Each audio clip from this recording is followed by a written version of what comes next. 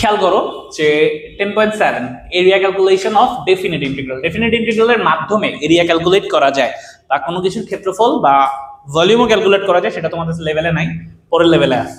তো এই লেভেলে শুধু ইন্টিগ্রেশন দিয়ে এরিয়া ক্যালকুলেশন করা হয়। এরিয়াটা তুমি কিভাবে করবা প্রশ্ন হলো সেটা, কার রেসপেক্টে করবা। ধরো এইখানে কোনো একটা কিছু আছে, এটার একটা ইকুয়েশন তোমার কাছে গিভেন দেয়া থাকবে, ঠিক আছে? এই ইকুয়েশনটা দিয়ে বলবে যে এইটা কি পরিমাণ এরিয়া ক্রিয়েট করে তোমাকে বলতে, বের করতে। কিন্তু এটা কি পরিমাণ এরিয়া ক্রিয়েট করে এটা তুমি এই কোয়েশ্চেনটা থেকে বের করতে পারবা না, তোমাকে বলতে হবে যে কতটুকু জায়গার মধ্যে সেটা, অর্থাৎ এইখানে কতটুকু জায়গার মধ্যে এটুকুন বলে দিতে হবে। এখন এইখানেই বলতে হবে, এইখানে কেন বলবে না? এই প্রশ্নটা এরপরের প্রশ্ন। এখানে দেখো যে তুমি কার রেসপেক্টে ইন্টিগ্রেশন করবা সেটা অত্যন্ত ইম্পর্টেন্ট। ধরো তোমার এখানে কোনো একটা কিছু আছে, যদি এক্স এর রেসপেক্টে ইন্টিগ্রেশন করো তাহলে তুমি এক্স অক্ষের উপরে ও কি পরিমাণ এরিয়া ক্রিয়েট করতেছে সেটা বের করতে পারবা। আর যদি এই ফাংশনটা, এই ইকুয়েশনটা এখানে ডি ওয়াই দাও, তাইলে এটা ওয়াই অক্ষের উপরে কি পরিমাণ এরিয়া জেনারেট করতেছে সেটা বের করতে পারবা। বুঝেছো? দুইটার উত্তর সবসময় যে সেম হবে এরকম না, এক এক ক্ষেত্রে এক এক রকম হইতেও পারে। যেমন যদি এটা বলি যে 2 থেকে 7 এক্স এর মান, এর মধ্যে এটা কতটুকু এরিয়া ক্রিয়েট করছে, তাহলে তোমার এরিয়া পাওয়া হচ্ছে এই এতখানি, ঠিক আছে? বুঝেছো? তাহলে আর যদি আমি এখানে এই 2 থেকে 7 y এর ভ্যালু ধরতাম, 2 থেকে 7 তো হবেই না, ধরলাম এটা হচ্ছে 4 আর এটা হলো 5। 4 থেকে 5 এর মধ্যে এটার এরিয়াটা কতটুকু হবে? দেখো এরকম হবে, এই এরিয়াটাই আসবে। যদি আমি y অ্যাক্সিস এর উপরে এরিয়া নিই তাহলে আমি এতটুকু পাবো, x অ্যাক্সিস এর উপরে নিলে এতটুকু পাবো। এখন অঙ্কে কোনটা নিব? অঙ্কে একটা অঙ্ক বাদে সবগুলাতেই দুইটাই নেওয়া যাবে, বা তুমি নিজেই বুঝতে পারবা কোনটা নিতে হবে, ঠিক আছে?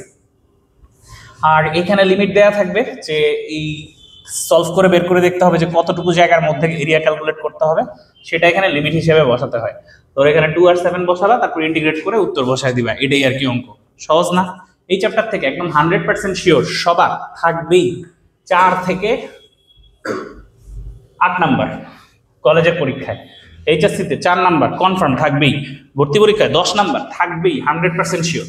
বাট তুমি যদি 21, 23 তিনটা প্রশ্ন দেখো, 3 সালে আবার খুবই কঠিন আসছে ইঞ্জিনিয়ারিং অ্যাডমিশন এরিয়া ক্যালকুলেশনটা, সো তাই শুধু এটার উপর ভরসা করাটা এটাই আসবে, আর কিছু না। তুমি যদি পুরো 10.1 থেকে 6 না পড়ে শুধু এটা পড়ো অ্যাডমিশনের জন্য, তাও তোমার মোটামুটি ধরা যায় যে প্রবাবিলিটি 50%-এর উপরে শুধু এটা থেকে আসার সম্ভাবনা, ঠিক আছে? বাকিগুলা থেকে যা আসে এটা থেকে তার অনেক বেশি আসে। তো আসো দেখি যে কেমনি করবো। ধরো অনেকেই এটা করে যে কিচ্ছু করবে না, শুধু এই 10.7 এর 10-12টা অঙ্ক করে রাখবে কঠিন কঠিন দেখে, তো পাইরা যায় মাঝে মধ্যে। তো আসো দেখি যে, কারণ এটা করতে গেলে তোমার আলটিমেটলি আগেরগুলো করাই হয়ে যাবে। এক্সাম্পল 2, x² + y² = r², এটার এরিয়া কত? এই ইকুয়েশনটা কত এরিয়া ক্রিয়েট করে, ঠিক আছে? তো এই সেম প্রশ্নটা যদি তুমি দেখো বইতে, এটা প্রায় 4-5 অনেকবার আসছে, বইয়ের 2 নম্বরের সবগুলো এই টাইপের মধ্যে পড়ে। বইয়ের 2 নম্বরের অল হচ্ছে 3 নাম্বার, 3 এর 1 number, find the area bounded by the circle x² + y² = 16। 3 এর 2 নাম্বার x² + y² = 4। এরকম 2x² + 2y² = 64। এই যে এরকম অনেকগুলো অঙ্ক বোর্ডে প্রচুর আসছে, এটা কতটুকু এরিয়া জেনারেট করতেছে। তো এগুলোর জন্য তোমাকে আগে গ্রাফ চিনতে হবে। তো বলো তো, এটা দেখেই বুঝতেছো এটা কি? সার্কেল। তো কোনটা করবো? আমি একটাই করি, প্রথমটাই করি, ঠিক আছে? এটাই করি, এটা করলে এগুলা করা হয়ে যাবে। তো এখানে এটা তো বুঝতে পারতেছো এটা একটা সার্কেল, এবং এই সার্কেলের অরিজিন কোথায়? সেন্টারে। অরিজিন হলো সেন্টারে, সার্কেলের সেন্টার হলো অরিজিনে। আচ্ছা আমি ভুল করছি। তো তাহলে আমরা লিখি যে given x² + y² = r², centre 0 0, radius কত? রেডিয়াস হলো r। রেডিয়াস যদি r হয় তাহলে দেখো তো সার্কেলগুলা, এই সার্কেলটা কি একটা সিমেট্রিক জিনিস না? হ্যাঁ, যদি সিমেট্রিক হয় তাহলে তুমি এই পাশ থেকে যতটুকু এরিয়া পাবা এই পাশ থেকেও ঠিক ততটুকুই এরিয়া পাবা। সো এটাকে x এর রেসপেক্টেও তুমি করতে পারবা, y এর রেসপেক্টেও করতে পারবা, তোমার ইচ্ছা, দুইটাই এখানে সঠিক হবে।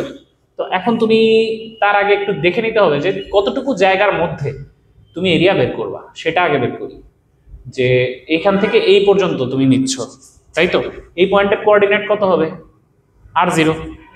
তো এক্স এর রেসপেক্টেই করবা না ওয়াই এর রেসপেক্টেই করবা? এক্স এর রেসপেক্টেই করি, তাহলে আমাদের ওয়াইটা হিসাব করার প্রয়োজন লাগবে না।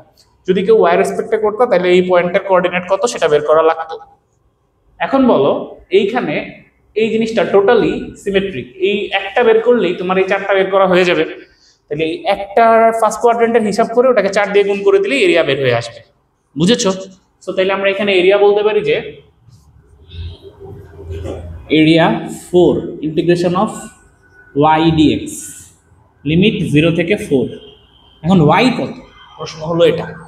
y হচ্ছে এই যে মেইন ইকুয়েশনটা আছে এটাকে y এর ফাংশন আকারে দেখাবো। তো এটা এখানে পাশে করে ফেলো যে x square plus y square equals to যদি r স্কয়ার হয় তাহলে y এর ভ্যালু হবে হচ্ছে গিয়ে √r square minus x square. So এখানে তাহলে আমরা বসাবো 4 ইন্টিগ্রেশন অফ 0 থেকে r √r square minus x square dx। এইরকম জিনিস সলভ করার ক্ষেত্রে কি করতে হয়? অবশ্যই x সমান r sin থিটা অথবা x সমান r cos থিটা ধরে নিয়ে অঙ্ক আগাতে হবে। ঠিক আছে? কি ধরবা তোমার ইচ্ছা, একটা ধরলেই হবে। cos থিটা ধরলে মাইনাস আসবে, তাই sin থিটা ধরা ভালো। লেট এটা পাশে করি। হ্যাঁ, এটা এখানে শেষ। x সমান r cos থিটা আর sin থিটা। যদি sin থিটা ধরি তাহলে dx সমান কি হবে? r cos theta d theta. তাহলে এখানে 4 আছে, ইন্টিগ্রেশন লিমিট লিখবো না এখন, ভিতরে হবে r square minus x, x এর জায়গায় বসবে r sin থিটা, তাহলে হবে r square sin square theta. আর dx এর জায়গায় বসবে r cos theta d theta. ব্যাস হয়ে গেছে।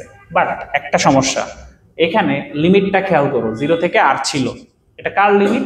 x এর লিমিট, মানে x অক্ষের উপরে। কিন্তু তুমি তো এখানে অ্যাক্সিসটাকে চেঞ্জ করে ফেলছো, তাই না? অ্যাক্সিস বা তুমি পুরো সবকিছু অপারেটরই চেঞ্জ করছো, নিয়ে গেছো কিসে? থিটাতে। তাইলে এখানে লিমিটটাও আর x এর মধ্যে কত লিমিট ছিল সেটা লেখা যাবে না, সেটাকে এখন অ্যাঙ্গেলে কনভার্ট করতে হবে। তো কিভাবে সেটা করব? পাশাপাশি করে ফেলতে পারো। এখানে তুমি যেমনি ইচ্ছা বক্স করে করতে পারো, বক্স ছাড়া করতে পারো, ইচ্ছা। তো x এর ভ্যালু শুরুতে কত ছিল? 0। when x equals to 0, যদি এখানে x এর জায়গায় 0 বসাই তাহলে 0 সমান r sin থিটা বা sin থিটা সমান 0 বা থিটা সমান 0। বুঝেছো? মানে মাথায় খেলেছে না? লেখা লাগবে। when x সমান 0 sin থিটা সমান 0 থিটা সমানও 0ই আসবে। এই sin থিটা সমান 0 এই লাইনটা অনেকে পছন্দ করে না, এটা কেন লিখবে আমি জানি না কেন, এটা লিখলে এমন কোনো ক্ষতি হয় না অ্যাকচুয়ালি। আর x এর সর্বোচ্চ লিমিট হচ্ছে কি r, তাহলে when x is equals to r, তাহলে আমরা এখানে বলতে পারি r সমান r sin থিটা। আর কেটে দিলাম, তাহলে sin থিটা সমান কত থাকবে? 1। তাহলে থিটা সমান 90 লিখতে পারবা না, π/2। এই লাইনটা অনেকে পছন্দ করে না।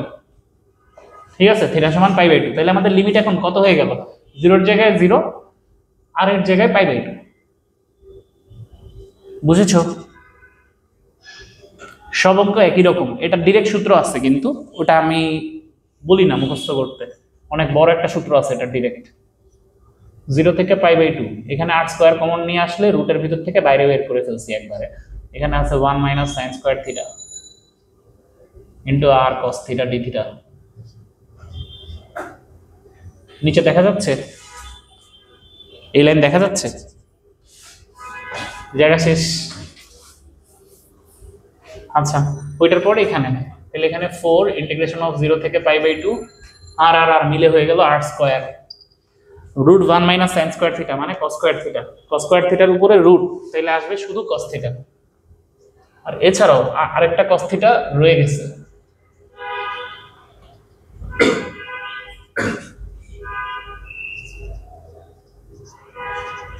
এখন cos স্কয়ার থিটার সূত্র কি? cos স্কয়ার থিটার সূত্র কি? 1 plus cos 2a। cos square থিটার কোনো সূত্র নাই, 2 cos স্কয়ার থিটার সূত্র আছে। তাহলে এখানে 2 cos স্কয়ারে আনো, এনে এখানে এই লাইনেই করে ফেলি, 2 থাকুক এখানে, এখানে 2 দিয়ে দেই, কোনো অসুবিধা তো নাই না। 2r স্কয়ার বাইরে বের করে আনি, এখানে r, এখানে π/2 আছে। 2 cos স্কয়ার থিটার জায়গায় বসাই 1 plus cos 2 theta b theta. 2r square থাকুক, এখানে যা হবে এইটা কি লিখছি ধরো, এটা 0 থেকে π/2 d theta plus integration of cos theta cos 2 theta 0 থেকে pi by 2 d theta 2r square থাকবে, এখানে ইন্টিগ্রেট করলে আসবে শুধু থিটা। খেয়াল করো এখানে এখন লিমিট যদি দেয়া থাকে তাহলে ইন্টিগ্রেশন করার পরে যা আসবে রেজাল্ট সেটাকে এরকম একটা ব্র্যাকেটের মধ্যে দিবা, দিয়ে নিচে দিবা 0 লোয়ার লিমিট, উপরে দিবা আপার লিমিট, প্লাস cos 2 থিটা এটাকে ইন্টিগ্রেট করলে কি হয় মাইনাস sin থিটা না শুধু sin থিটা, sin থিটা, থিটার জায়গায় 2 থিটা, তাহলে 2 দিয়ে ভাগ, এখানে হবে 0 থেকে পাই বাই 2, তাই এখানে limit 0 to pi by 2, 2r square থাকবে, ভিতরে হবে পাই বাই 2, ফার্স্টে লিমিট বসাবো আপার মানে থিটার জায়গায় পাই বাই 2 মাইনাস থিটার জায়গায় 0 প্লাস sin 2 থিটা মানে এখানে আসবে sin 2 into pi by 2 by 2 minus sin 0, sin 0 এর মান 0 টা লিখলাম না, তো sin পাই মানেও 0, এখানে আর কিছু থাকবে না, তাহলে 2r square into pi by 2 minus 0 plus 0, সুতরাং এখানে থাকবে পাই r স্কয়ার। তুমি ছোটবেলা থেকেই পড়ে আসতেছো যে একটা সার্কেলের এরিয়া পাই r স্কয়ার, সেটা অ্যাকচুয়ালি মানুষ এইভাবে প্রুফ করছিল, এটা একদম অ্যাকুরেট রেজাল্ট, এটা কোনো ভুল হয় না। বাট তোমাদেরকে বইতে ছোটবেলায় যেটা দেখাইছিল এটাকে ভাঁজ করে করে করে করে ওইটা অ্যাকচুয়ালি একটা গোজামিল টাইপের ছিল, বাট ওইটাতে মোটামুটি এটাই আসে, সার্কেলের এরিয়া পাই r স্কয়ার। এখন এখানে r এর জায়গায় যদি 16 দেয় তাহলে এখানে 4 হবে সব জায়গায়, পারবা না? হ্যাঁ, তারপর 2x square 2y square equals to 64, এটাকে কি করবা 2 দিয়ে আগে ভাগ করে নিবা, এখানে 32 আসবে, √32 হবে এখানে সবখানে, বুঝছো? আচ্ছা, যদি বলতো যে find the area bounded by the circle in the upper side of x axis, x axis এর উপরে যতটুকু এরিয়া ও জেনারেট করে সেটা বের করতে, তাহলে কি করতা 2 দিয়ে গুণ করতা 4 এর জায়গায়, ঠিক আছে? বুঝেছো? যদি বলতো যে x অ্যাক্সিস এর উপরের সাইডে এই সার্কেলটা কতটুকু এরিয়া ক্রিয়েট করতেছে, তাহলে 4, এখানে 4টা নিছো, তাহলে কয়টা নিতে, এখানে 2 আসতো, বুঝছো? যদি বলতো যে শুধু থার্ড কোয়াড্রেন্টে কতটুকু এরিয়া ক্রিয়েট করে, 1 নিতা, বুঝতে পারছো? এটা কিন্তু বিভিন্ন ল্যাঙ্গুয়েজ দিয়ে আসে, এই একটা প্রশ্নই প্রায় প্রতি বছর কোনো না কোনো বোর্ডে আসেই, কিন্তু ইদানিংকালে একটু আপডেট হয়েছে, ইদানিংকালে এটার সাথে আরো অনেক কিছু জোড়া লাগাই দেবে, একটা স্ট্রেট লাইন বা একটা প্যারাবোলা, এই দুইটা মিলায় এরিয়া কতটুকু করে সেটা বের করতে হবে। তো পরের টপিক হচ্ছে গিয়ে প্যারাবোলাটা, হ্যাঁ এলিপস করবো, এলিপসের পরে তারপরে প্যারাবোলার মধ্যে ঢুকবো, ঠিক আছে? পজ দাও, স্টপ দাও।